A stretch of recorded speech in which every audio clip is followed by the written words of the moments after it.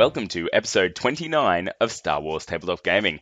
The last few days have obviously been very exciting with Legion. We've had everything released. We've got FFG putting up awesome videos. You've got Adepticon with alt art stuff dropping all over the place. And as of this morning, FFG have announced their next expansions for the Rebels for Star Wars Legion.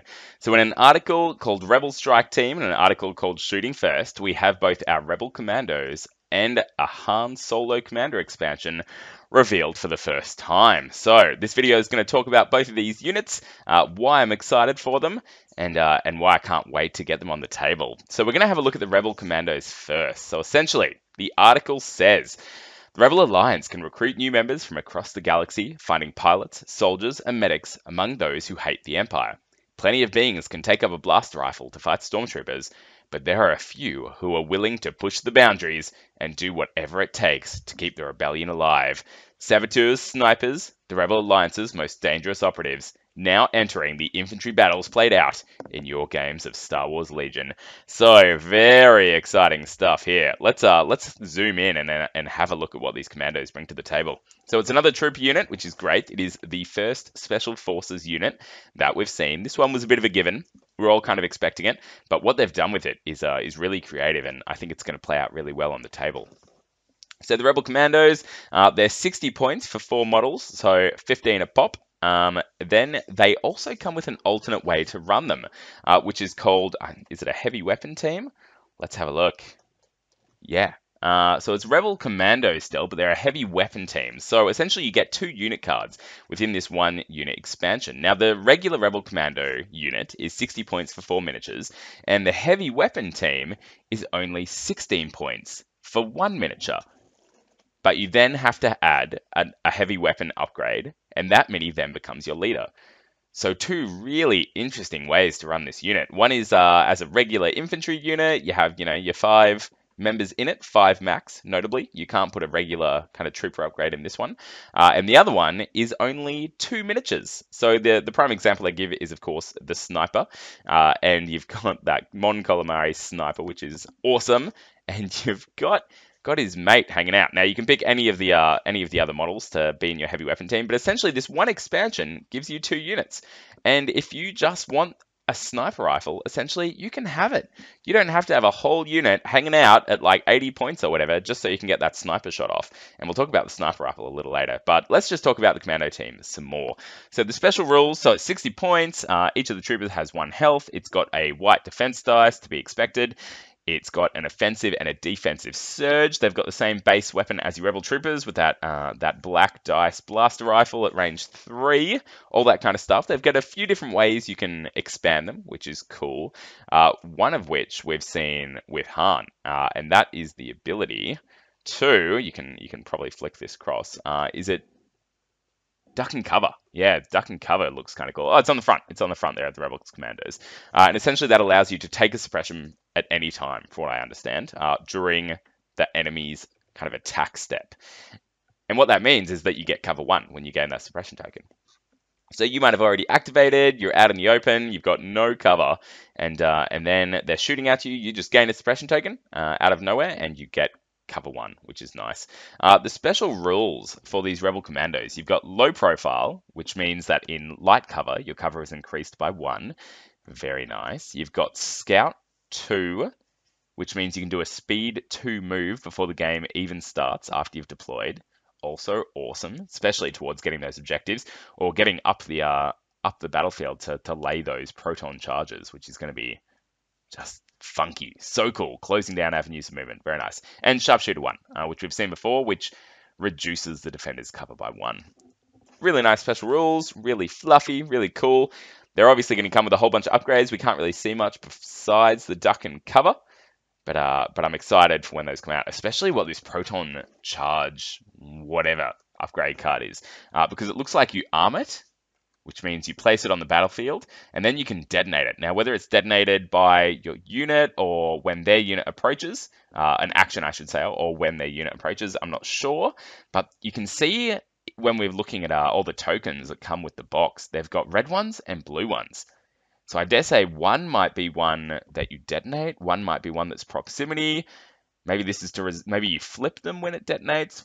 I'm not sure. Either way, really interesting mechanic, really mixing it up, something really unique and fresh from your regular heavy weapons. That's really cool. We don't have any rules at the moment for what that sniper rifle is going to do. We do know, however, because of the article, that it seems to be able to shoot, it says here, anyone on the table. It's a DH-447 sniper, here we go, capable of picking off enemy targets from any distance, potentially across the entire map. So kind of like the mortar, I dare say it's going to have a minimum range. What it's going to do, I'm not sure. Maybe it'll add suppression. Maybe it'll be like Force Choke on Vader and allow you to pick off miniatures from units, which will be super effective. We know the special weapons, or the heavy weapons, I should say, in units are going to be really clutch, especially things like the HH-12 for the Imperials, or the Z6 for the Rebels. That's going to be a large portion of their firepower. So if this sniper can pick them off, you bet I'm going to be running a couple of sniper teams, and it's going to be sick. The miniatures themselves for the Rebel Commandos, I mean, they're not crazy good. They're Endor, so they're Endor themed, and I'd actually decided last night that I'm going to paint my Rebel troopers up in a forest theme, which is really cool. They'll look a bit strange on other boards, but hey, right, you got to do something unique and kind of special to what you're feeling and what you love. So, and I've never done a forest themed army before, so I'm excited about that. I probably won't paint them as brightly as FFG have chosen to do here. They're a little intense, a little garish, you might say, especially with those gloves. The gloves are just... they just clash, something awful. Now, obviously, we have our first couple of aliens, our first further aliens as well. Is it the Duthos, I think? Someone's going to rage at me on YouTube for this, that we get in the Rebel Trooper expansion. But here we've got a Mon Calamari and this other kind of weird-looking humanoid creature right at the front left there. And I had no idea what it was, and that's pretty rare for me. My expanded universe knowledge is pretty significant when it comes to Star Wars. So I did a bit of research, and I found them. They're a Dracelian. They do show up in the 6th Star Wars movie. Oh no, 6th Star Wars? Oh, I think so. Yeah, they're in a Rebel briefing when they're all ready to do their counterattack. So look, the lore is there for them. This model specifically is actually taken from that Rebel briefing. This model has a name in the lore and everything.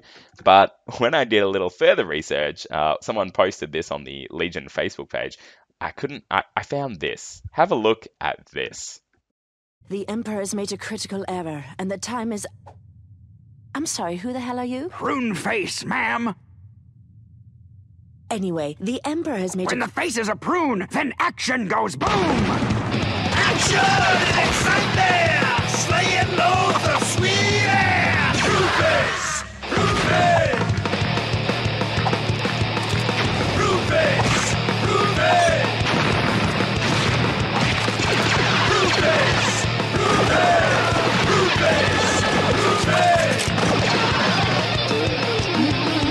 Face! Prune Face! Well, then, glad to have you aboard, Prune Face. You'll be a great asset to this... Actually, I lied. I'm just here to fix the copier machine. The Emperor It's your toner, probably. So after watching that, honestly, I went from hating this miniature and thinking it was just a really bad human face, or not knowing what was going on, to loving this miniature. I cannot wait to get my Prune Face. Prune Face. Amazing. I can't wait to get Prune Face onto the table and just cut sick and be awesome and fix some photocopiers. So there we go. So that's the Rebel Commanders. Obviously, we've got more rules coming out for them. Super happy with it. This is what we want from our special forces. They're obviously playing it pretty safe with what they're bringing out. But also bringing out kind of what people are expecting, what we want, I guess. But being able to have 2 units in the one expansion and run them in 2 different ways, I think is really cool. If your kind of proton charge unit becomes a suicide unit, you only have to put 2 miniatures in it, and maybe 40, 50 points as opposed to the 80 to 100 points you'd have to spend on it otherwise. So I think that's really cool. You're not going to mind so much. You can have little teams running around. Awesome ideas. Good job, FFG. I'm pretty happy with the commando unit. Painting up Prune Face. Look, Prune Face may look funny, but Prune Face is also awesome, so don't be a hater. All right, let's look at Han Solo. So, Han Solo Commander, once again, this miniature, just like Leia's miniature, has copped a bit of flack. I think it's the paint jobs. I think whoever's painting the faces at FFG are just not doing a wonderful job. I actually don't mind the miniature at all. They've obviously sticked with an Endor theme. They've kind of been sticking with themes for each of the month releases, essentially. Like Veers and the Snowtroopers are obviously sticking to that Hoth theme. And in this case, Han is sticking to the Endor theme. So that's the outfit that he's wearing. Some people are hoping they would have got more traditional Han, but I think this miniature is just fine. And you've got to remember that traditional Han, as the smuggler, was not a general. He was very unwilling to be involved in the rebellion. Whereas by episode 6, which is the Han we have here, Endor Han, if you will, he was officially in the rebellion. He's got a rank, he's a general, he's doing awesome stuff, and he's leading the kind of the guerrilla team on Endor to shut down the shield of the Death Star. So Han's a really interesting leader. So he's about 120 points, which is that midway between Leia and Luke. So, and I love that these are the first 3 they've released too. That's nice. So Han Solo, let's have a look at his rules. 120 points, as I said. He's got 6 health, just like Luke. 2 courage, so a little less, which is fitting. He's got offensive and defensive surges, which is nice, whereas Luke only has offensive. So, keep that in mind. He does only have white dice though. So if he didn't have the defensive surge, he'd be in a lot of trouble. He has his DL-44 blaster pistol. It is Han's DL-44. It's got Pierce 2, just like Luke's, and in close combat he rolls, which is 3 white dice. Not great. Let's keep him out of close combat. But if we look at some of the upgrades he can have, so you've got improved orders here, which is exhaustible, and it's kind of a rank upgrade, I guess you'd describe it as. They've probably got an official name. I don't know it. But either way, what this allows you to do is that when you pick a random order out of your bag or out of your pile, during the activation, when you're choosing a unit to activate, you can actually then pick a second and choose between them and put the one you don't want back in your pile. I think that's going to be super important and super useful, especially when we start seeing bigger, more diverse armies with different kind of units. I think improved orders is going to be really nice. And it's not Han specific. So I don't know if any of our other leaders at the moment have this kind of upgrade, but we'll certainly see them in the future. I think for only 10 points, that's really nice. He's got duck and cover, like we've seen previously on the Rebel Commandos, and then we've got his orders as well. So Han Solo and 1 trooper, reckless diversion. When an enemy unit performs an attack, the attack, I can't quite read it there, but essentially it has to, if it can, attack a trooper unit that has a face-up order.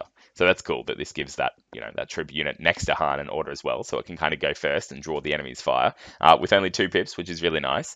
And essentially, what this is meaning is that Han's a little fragile, right? He's only got white defense dice. I didn't read his special rules. We'll get to them in a second.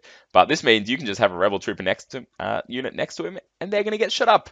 Unlucky, Rebel Troopers, because Han cares not. He will throw diversions and bodies in front of him. So that's nice. Nice little character there in his scum and villainous ways. So let's look at Han Solo's special rule. So he's got low profile, like the Commandos do. So he improves his cover by 1 in light cover. He's got Gunslinger. Now this is nice. So after you perform a ranged attack, you can perform a second or an additional ranged attack at a different unit. So this means he's going to be pouring 4 red attack dice with essentially Pierce 4 down towards the enemy every single turn. So you don't get to focus your fire, which is a bit of a shame, but pretty likely if you're within range of 2 trooper units, you're going to be picking off 2 troopers from each unit, each turn. And you're a sharpshooter, so even if they're in light cover, you get to reduce that by 1, which is super nice. So very impressed with Gunslinger. He's going to be putting out a lot of damage at range 2 at least. Whoa, is that a little close? I don't know. We'll see. Look, Vader's only got his saber throw at range 2, so only fitting. That's fine. And he's got Uncanny Luck 3. So while you're defending, you may re-roll up to 3 defense dice. So when you put a dodge on him as well, which we'll talk about a way to do that in a second, his defense is actually pretty good, even if it is white dice. So, I don't know. He'll be able to soak up some fire, pick off some troopers in the enemy. He's got some cool interactions with orders. His command cards look interesting. So the one you see here, with that blank. Luckily, someone took a snap of that at Adepticon. And essentially, it counts as 0 pips, or it counts as 1 pip when you're building your command card kind of deck, I guess. But it counts as 0 pips in regards to going first in that turn. And being able to always go first when you want for 1 turn within a game is huge. So I think this is going to be pretty much Han's best benefit, is being able to pick that one turn where you have to go first and pulling it off. Because otherwise, I mean, you're putting out ambush, you're putting out the Luke and Vader 1-pip cards. They're probably going to be doing the same because everyone has 2, right? So then it comes down to a 50-50 dice roll off. That's not much fun. Whereas this one, you need to go first, you go first. And that command card not only guarantees you first turn, it gives Han a dodge and aim token. So it's going to mean he's doing exactly what he needs to do, whether it be running away or putting on the heat with some sweet DL44 attacks when you want him to, first up. And Han's the only one that can take that order. So look, I think Han's a super solid leader. He's nothing overly impressive. He doesn't seem broken. I think he's got some cool little niche tactics and ideas and command cards that separate him from Leia and Luke, who are Luke being the more attacky character or more aggressive character would be a better word to use, and Leia being the more buffing kind of commander. Han's somewhere in the middle. He's doing a bit of buffing, he's doing a bit of surviving, he's doing some cool things with the command cards, and I really like him. The miniature's a little lacking, especially in that face, but I think with a better paint job, I think it's going to be just fine. So those are the 2 unit expansions that we've had revealed today from FFG at Adepticon. I think they're great. I'm looking forward to getting them on the table. It definitely now fits and pushes me towards that Endor theme. Hopefully you like them as well. Hopefully you've learned something today, you've enjoyed this video, and until next time, may the Force be with you. This video was sponsored by Gatekeeper Games, your key to gaming unplugged, a tabletop store offering a friendly atmosphere for people to buy and play their games in the north of Fitzroy.